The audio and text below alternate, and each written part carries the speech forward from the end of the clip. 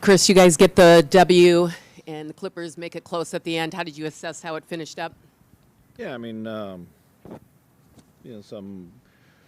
well, first of all, great job by us overall. The end, obviously, they made a bunch of threes. We kind of split some free throws, a couple turnovers. Wasn't the cleanest finish in the world, but we got big stops and kept getting big stops when we needed it. So all credit to our guys.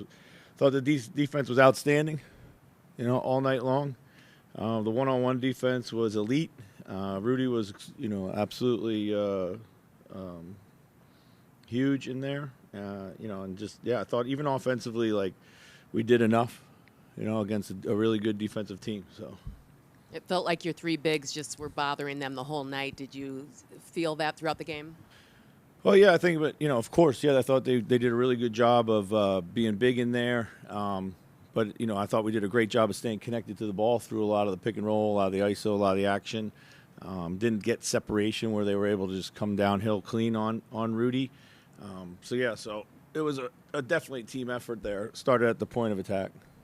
Chris, just to see Rudy knock down some free throws at the end, just how did you see him kind of come up with the composure that he needed for that? Yeah, he looked great. He looked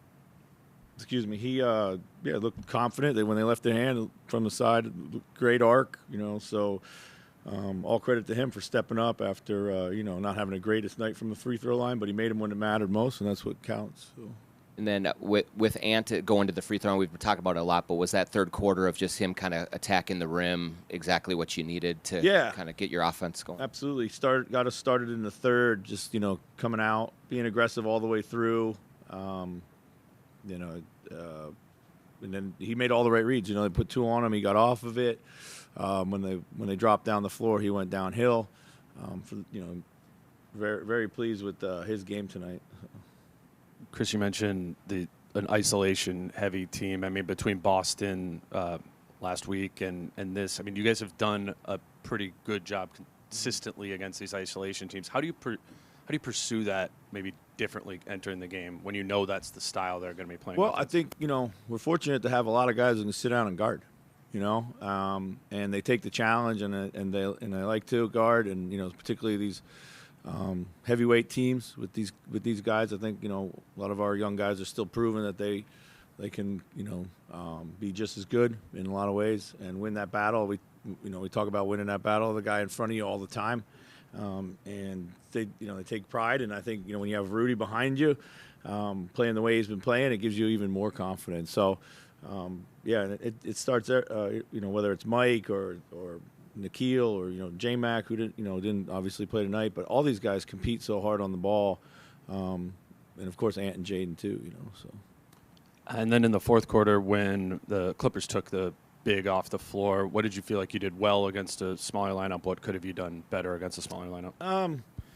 Well, we maybe tried to get Cat the ball at times in space. I think we knew they were going to double, so we probably could have been a little bit cleaner there. I thought in general, our decision-making was a lot quicker in the second half. Also, when they went small, it was a little bit better for us. We were slow early in the game at halftime. We talked about picking up our early movement, early passing, just kind of moving them around a little bit more. When teams sag off of Kyle like the Clippers did tonight, how do you feel he's attacking that open space and generating offense for you? He's been doing a great job with it all year. It was great to see him knock down the three, but he's not a shooter. He's a basketball player. He knows how to play basketball. He gets to his spots. He's extremely effective when he does. His playmaking is really important for us. So I don't worry how other teams guard him or not. I know he's going to find a way to exploit whatever it is they're doing. It seemed like your decision-making in the first quarter coming out was crisp and purposeful, and then it kind of lagged. And then the third quarter, same thing. I mean, it's just like the reiteration of it. You think? Yeah, I think maybe so. Just a reminding. Yeah, for sure. I think some lineups they put out there were more switch heavy than others, and that kind of bogged us down a little bit. But yeah, and I didn't. I felt we were like slow in the first half. Weren't running the floor. We weren't getting enough depth to our offense. And when you have a team like this defensively who's so long and aggressive on the ball and in the gaps, you got to get depth to your offense so you can open up opportunities to drive early. And they weren't there in that second quarter in particular. It seemed like Jaden's decision-making especially early, and then again in the third quarter was really strong. Yeah, I mean, he's been trying to be a little bit more aggressive on his catches, getting to the rim.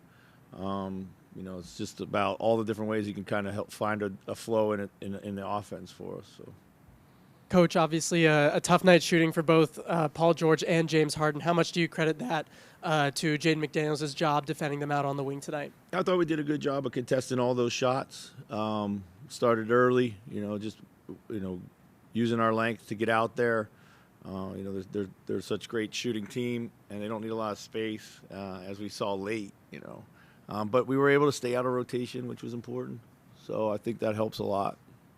And a huge third quarter for Anthony Edwards tonight, 33 points overall. What can you truly say about his transcendence to the next level as kind of a lead scorer of the team?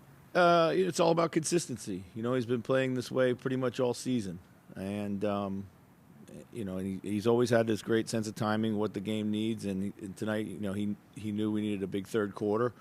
I love his line. 10 for 16, 11 free throws. 2 for 4 from the 3-point line. Took a lot of really good shots. Played quick and decisive.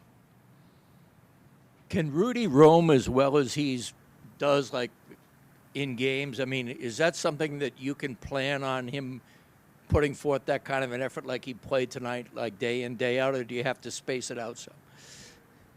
Are you asking me if Rudy can be lazy on some nights? No, I'm asking you if your game plan allows maximum energy for Rudy to be able to do everything, or whether or not you have to realize that, like somebody on a back-to-back or whatever. Oh, right. No, we don't really factor into that too much. To that, Rudy's active.